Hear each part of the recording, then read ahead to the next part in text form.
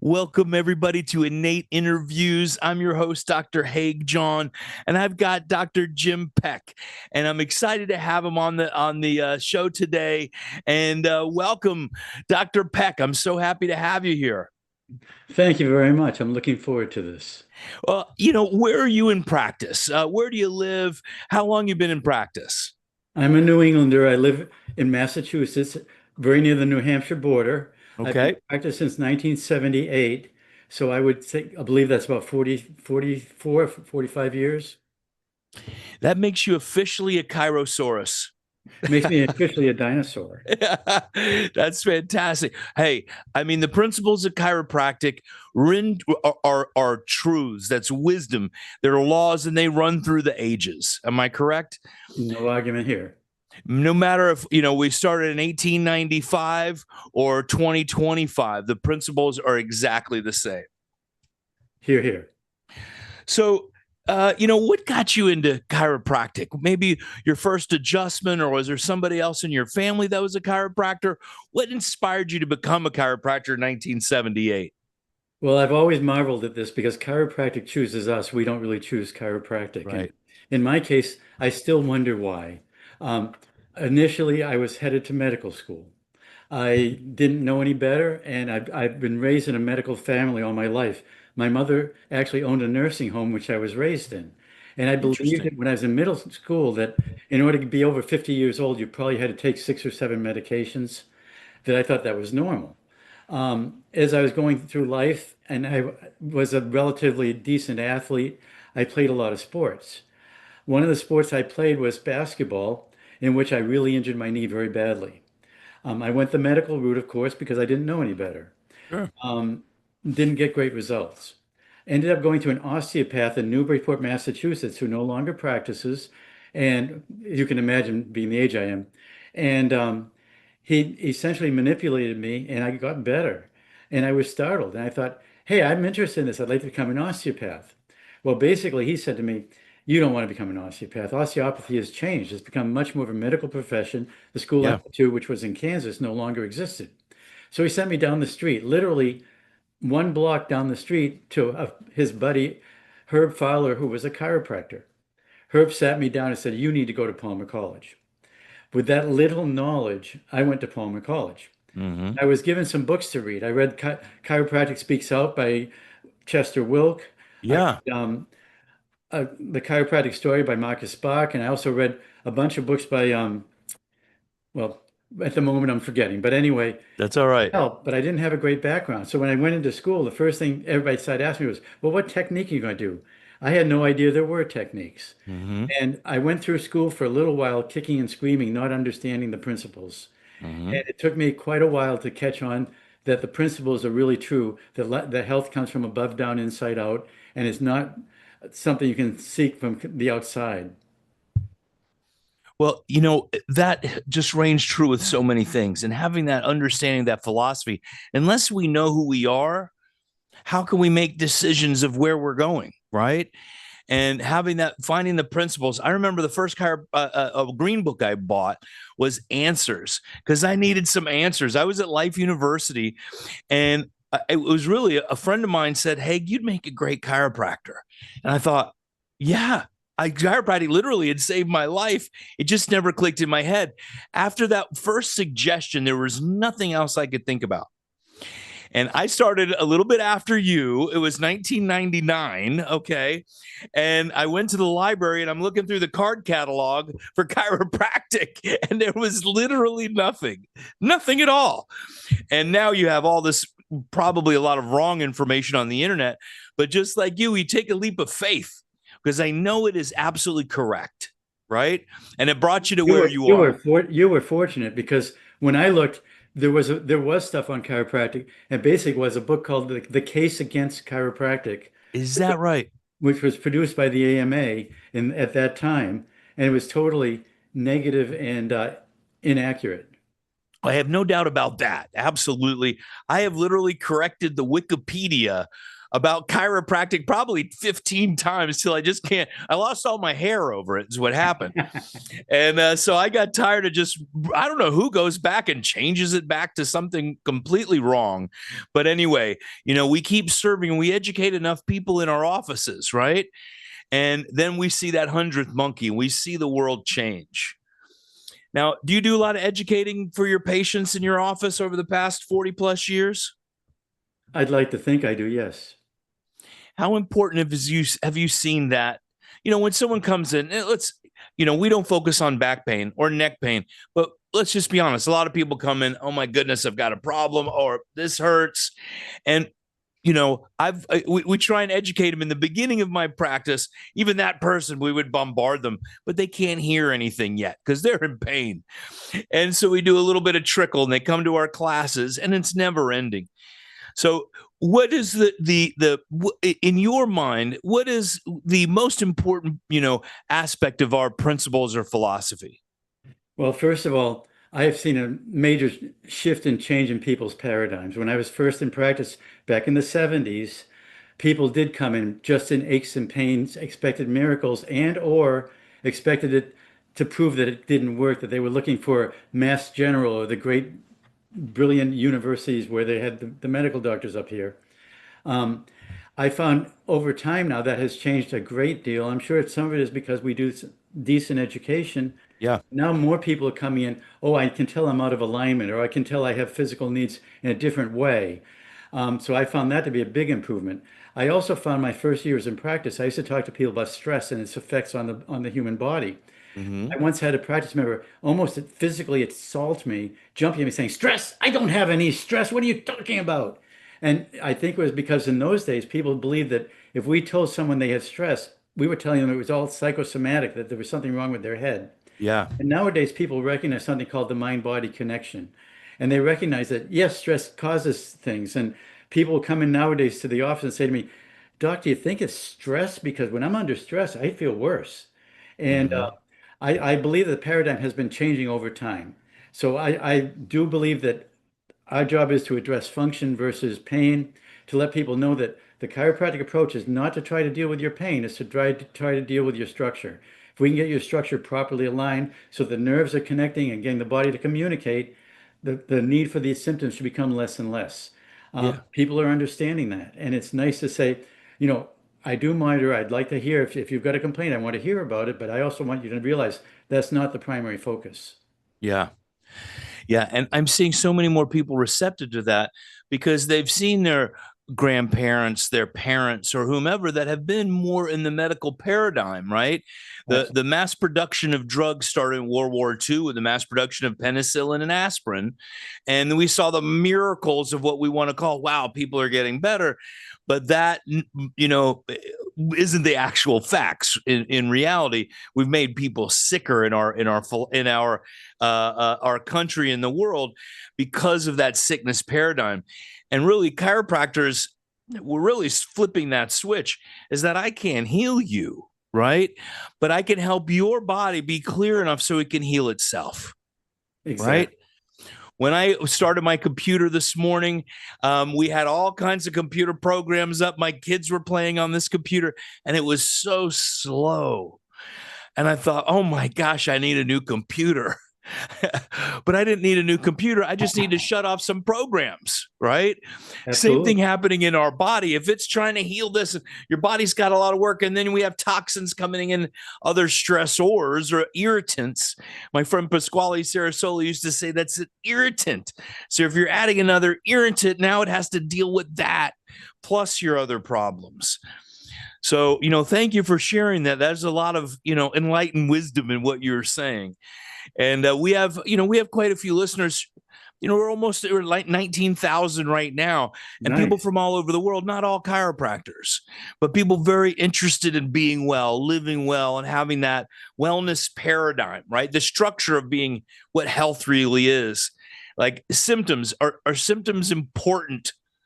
Right? Yes, your nose is running. Your body wants something out. If it's coming out some other ends, your body wants it out, right?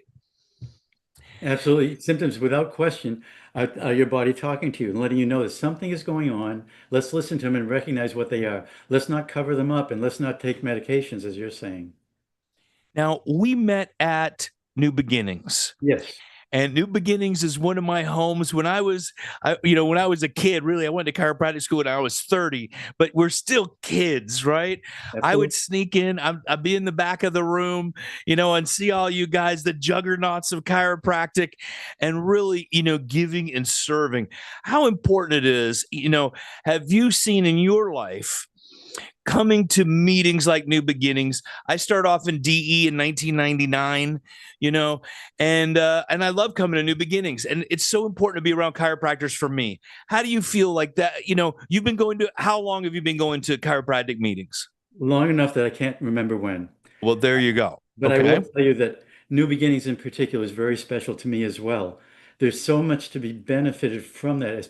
What I derive from it, I get chiropractic tidbits and information from different angles of the way different practitioners practice and look at it. I get a lot of motivation and we live in a world that is still outside in. And it's so great to be among colleagues who are inside out, who think outside the box, who recognize what health truly is. Um, and staff gets a lot of value. There's a wonderful, wonderful teacher, Jen Steinberg, who teaches Oh staff yeah. how to operate. Um, there's a lot of love too. One of the things that you will generate from this is your natural vibration will start to elevate, and it elevates because of the fact that you're among people that understand what you're doing, so you're not feeling concerned about anything with that. But also, the love itself just makes you feel better. One of the fun things with being around a lot of chiropractors is chiropractors tend to be brilliant. They tend to be outside the box thinkers. They tend to recognize things that most people don't. And it's an incredible experience to sit in a room with multiple chiropractors and just feel that energy. I'm so glad you touched on that. D.D. Palmer said chiropractic is based on tone. And the difference of watching a video, right, or sitting behind a screen like we're doing, which I feel blessed to be with you on right now, but being in a room with hundreds of chiropractors with the same mission, passion, the vibration is absolutely different. Right. And, to be engulfed in that, there is no way to replicate that with, virtual whatever, which I don't let my children use or whatever it is. It's being in that room and being with, leaders like you and being at New Beginnings that really just for me, when I go home, I feel like I've shed the weight of the world, is what it is. All the stuff we've gotten from our patients, all the outside news, right? And we see none of that stuff really matters. Hey, you know what I think about? Uh, I'm a New Englander, and I think about being at Fenway Park and the Red Sox. It's the seventh inning or it's the ninth inning of the seventh game of the World Series. We're down by 1 run. Everybody in that park wants them to score a run, and you can feel it. You feel Yeah. that electricity coming from the bottom of your spine all the way up, almost like your hair will stand on end. And that's the feeling, just like you're saying, that New Beginnings can produce for chiropractors. A bunch of chiropractors ready for the ninth inning. Yeah, it becomes palpable, and you leave with that energy, not just your own, but you leave with a collective, right? And I mean, think about it. We've got thousands, many hundreds of years of experience. When we're in there, somebody's going through something. I've been through ups and downs and rocky roads and beautiful bliss as well, but there have been ups and downs. There's somebody in that room when you're having one of those times you're just kicking the dirt that has been through it, right? And say, hey, okay, let's talk about that. Let's get through this, right? Oh, we're supported. There's a lot of love in that room, and there's no judgment. Very supportive. We end with the that round, the table we switch, we do the coaching, that coaching time. I thought was absolutely fantastic. I haven't done that with any other group before, and I got so much out of that, like, oh my gosh. And one thing I really learned, I really need to learn a little how to use AI better. Every I mean, if I had an abacus and a chisel and a piece of stone, I could be like, Barney Rubble. That's about as AI as I get. But I learned a lot from Jen Steinberg actually about AI and running the office and all those different things. So I got a lot out of that session too. That's great. So for young tours, young doctors, right? Doesn't matter how old they are, newer in practice is what I say, right? So we have some young students. I got a message from a recent graduate. She went to a school, no green books in the school. Philosophy was poo-pooed on, all those things. And then she found out about the philosophy right before graduating and inspired her. She went straight into practice. She's been in practice about a month and a half, couple of months, and with $800 in her pocket. She said, I opened my practice, portable table, open my practice, and she's gung ho. This woman's going to probably be the most successful chiropractor ever, right? Here, Because it's the passion. She got hungry, but she thought, there's no way I could lose when I'm serving that principle and changing lives and people. I'm working on getting her to New Beginnings in October. I love that, but I also want to warn her, as much as great as your passion is, you still need to go out there. I remember myself same being the same person. I opened up an office in Lawrence, and I was so sure being the great healing guru that people were going to knock my door down. And I discovered that it wasn't quite as easy as I thought. I am so happy you said that because it was going to lead into my next thing. What do you mean by that? Why don't you expand on that a little more? Okay, certainly.